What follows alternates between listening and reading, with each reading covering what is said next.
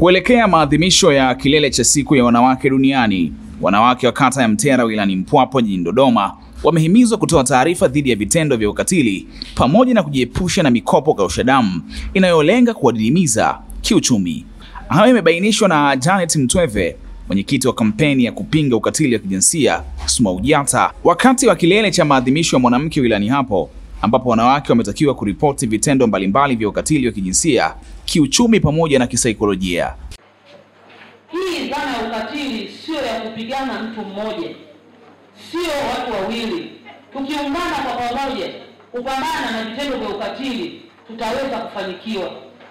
Lakini cha ajabu, kuna mtu anafanya ukatili, ukija kuongwa, bwana nasikia uliona, hatuko tayari kutoa ushahidi, hatuko tayari kusaidia yule mtoto aliyebakwa.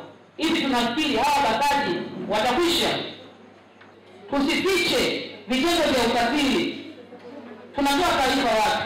Kama tia ulinzi na usalama ya wilaya, ya kata, lakini tuna watendaji wa vijiji, tuna polisi kata, tuna mwenyekiti, lakini hata SMAUJATA tupo. Ningependa kuasa wananchi kuangalia watoto wao kwa ukaribu pamoja na biashara ambazo wanazozifanya, kama tulivyoona kwamba wananchi wa kata ya Mtera ama wanawake wa kata ya Mtera wengi wanajihusisha na biashara ya samaki ambazo wanazifanya hadi usiku, lakini pamoja na biashara hizo wapate muda mzuri wa kuangalia watoto wao, kwani watoto sasa hivi wamekuwa wakikumbana na matatizo mengi sana, ikiwemo watoto wetu wa kiume wanafanywa sana ukatili wa kijinsia. Aidha, kwa upande wao wananchi na wafanyabiashara katika kata ya Mtera wameeleza namna ambavyo kongamano hilo limewasaidia kupata elimu ya kupinga ukatili wa kijinsia pamoja na kujikwamua kiuchumi. Kwa ukatili wa aina nyingi sana ambao wanafanywa wamama, ukatili wa kijinsia, wananyanyasika, unaona? Lakini pia kuna ukatili wa mabinti wadogo, wanafanywa vitendo vya ngono. Unakuta labda binti amesoma, amemaliza, hawezi kupata kazi mpaka ashiriki tendo la ngono. Hiyo tunaita ni ukatili wa kijinsia.